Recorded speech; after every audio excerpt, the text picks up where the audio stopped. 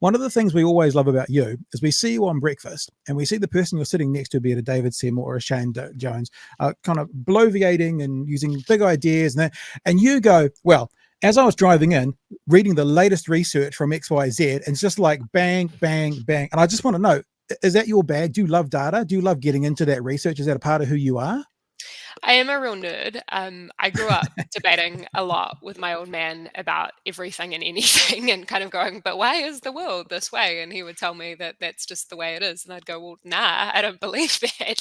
And then I'd, go away and do my research. And I think my approach to politics, in that way that you're talking about, Pat, particularly in the way that I kind of operate in the media landscape, very much comes from how I kind of cut my teeth doing this stuff back in Yeah. 2016, when I ran for the Auckland mayoralty. Like, I was acutely aware of being a young gun and having no idea what I was talking about. But I also knew that the other guys had no idea what they were talking about. But I knew that I would have to be, work harder to be considered as valid or legitimate in the same way that those who get to occupy the kind of archetype or stereotype of what you assume a politician should be. So I have always kind of taken the approach that I'm not really going to give you hot takes on stuff that I don't understand. And I think that more politicians should refuse to engage in debate and discussion on stuff that they don't God, really yes. know all too much about. On top of that, like my academic background, again, I'm a nerd, is philosophy and law.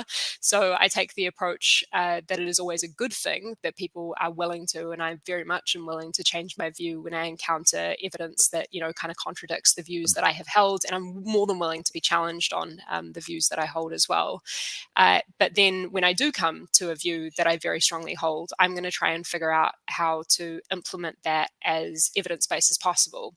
But in that kind of vein, I think, there's been some really constructive discussions and critical thinking around how evidence-based isn't as straightforward as we once might have thought over the past kind of few years, to the effect that if you're looking at just evidence or data sole, you have to unpack the prejudices or the biases of what the selected topic of research was, who the people who were involved in that thesis, and then, how that ends up being applied ultimately. So I'm really clear, I guess, about the values that I and that the Greens hold, which is kind of, upholding people in the planet. And then it's about how do we actually get those outcomes through applying evidence.